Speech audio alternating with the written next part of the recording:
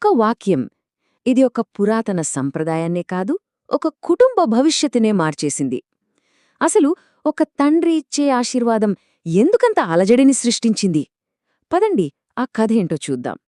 ఈరోజు మనం ఒక అద్భుతమైన సంఘర్షణ గురించి మాట్లాడుకుందాం. ఒకవైపు మనుషులు పెట్టుకున్న నియమాలు, మరోవైపు దైవిక సంకల్పం.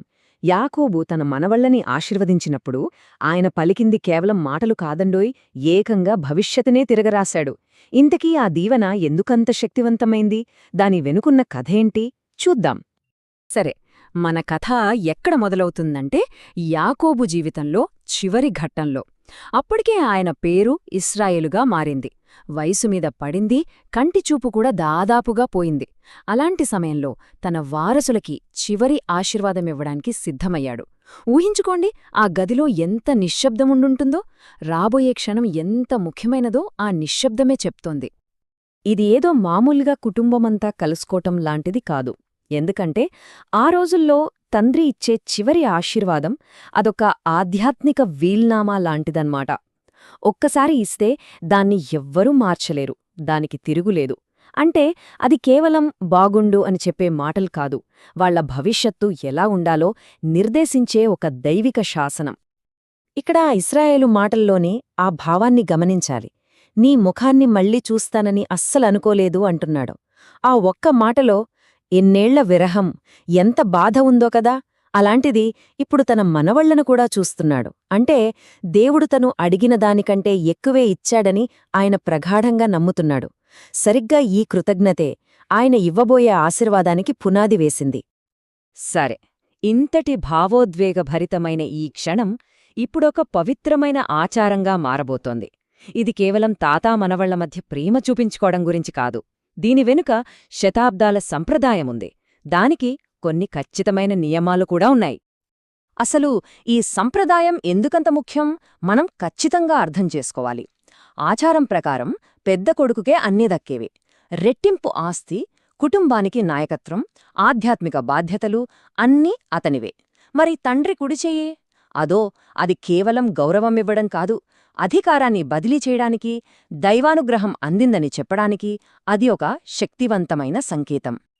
ఇప్పుడు యోసేపేం చేశాడంటే ఒక కొడుకుగా తన బాధ్యతను పక్కాగా నిర్వర్తించాడు. సంప్రదాయాన్ని గౌరవిస్తూ పెద్దవాడైన మనష్షేకి ఆ గొప్ప ఆశీర్వాదమందాలని అతన్ని తీసుకెళ్లి తన తండ్రి కుడిచేతివైపు నిలబెట్టాడు. అంతా పద్ధతి ప్రకారమే జరుగుతోంది. యోసేపనుకున్నాడు అంతా సవ్యంగానే ఉంది అని. కాని సరిగ్గా ఇక్కడే కథ మలుపు తిరుగుతుంది. మనిషి వేసిన ప్రణాళికలు, దేవుని సంకల్పం రెండూ ముఖాముఖీగా నిలబడ్డాయి. ఇప్పుడు యాకోబు చేయబోయే ఆ ఒక్క పని శతాబ్దాలుగా వస్తున్న సంప్రదాయాన్ని సవాలు చేయబోతోంది. ఇది పొరపాటున జరగలేదు. వయసుమీద పడితే వచ్చే మతిమరుపు అస్సలు కాదు. ఎందుకంటే యాకోబుకి బయట కంటిచూపు లేకపోయినా ఆయన ఆత్మదృష్టి చాలా స్పష్టంగా ఉంది. ఆయన ఉద్దేశపూర్వకంగానే తన చేతుల్ని అడ్డంగా మార్చాడు. నిజం చెప్పాలంటే ఈ ఒక్క చర్యలోనే ఈ కథ మొత్తం సారాంశముంది. చూశారా, అంచనాలన్నీ తలకిందులయ్యాయి. గౌరవానికి, అధికారానికి, వారసత్వానికి చిహ్నమైన ఆ కుడిచెయ్యి ఎక్కడికి వెళ్ళాలి? పెద్దవాడైన మనష్షే తలమీదకి. కాని ఎక్కడికి వెళ్ళింది? చిన్నవాడైన ఎఫ్రైము తలమీదకి. ఇది కేవలం ఒక చిన్న మార్పు కాదు, ఇది ఒక విప్లవాత్మకమైన చర్య. ఇది చూడగానే యోసేపు కంగారుపడ్డాడు. వెంటనే అడ్డుకున్నాడు. అయ్యో, నాన్న వయసులో ఉన్నారు కదా, అందుకే పొరపాటు పడుతున్నారు అనుకున్నాడు. ఆ సంప్రదాయాన్ని కాపాడాలి, తన తండ్రి చేసిన ఈ తప్పును సరిదిద్దాలి అని ప్రయత్నించాడు. కాని పాపం యోసేపుకప్పుడు అర్థం కాలేదు, తను అడ్డుకుంటున్నది తన తండ్రిని కాదు, ఏకంగా దైవిక సంకల్పాన్ని అని. యోసేపుకి కలిగిన ఈ గందరగోళమే ఇప్పుడు ఒక గొప్ప దైవిక సత్యాన్ని మన ముందు ఉంచబోతోంది. ఎందుకంటే ఇజ్రాయేలు చేసింది పొరపాటు కాదు, అది భవిష్యత్తుని చూడగలిగిన ఒక ప్రవక్త చేసిన పని. అవును, తన మామూలు కళ్లకు కనిపించని సత్యాన్ని ఆయన మనందరికీ చూపించబోతున్నాడు. అప్పుడు ఇశ్రాయేలు చేతులు తీయడానికి ఒప్పుకోలేదు. చాలా దృఢంగా అన్నాడు, నాకు తెలుసు, నా కుమారుడా, నాకు తెలుసు. ఆ మాటలు మళ్ళీ మళ్ళీ అనడంలో ఉన్న నిశ్చయతను చూడండి. తను ఏం చేస్తున్నానో మాత్రమే కాదు, ఎందుకు చేస్తున్నానో కూడా నాకు స్పష్టంగా తెలుసు అని చెప్తున్నాడు.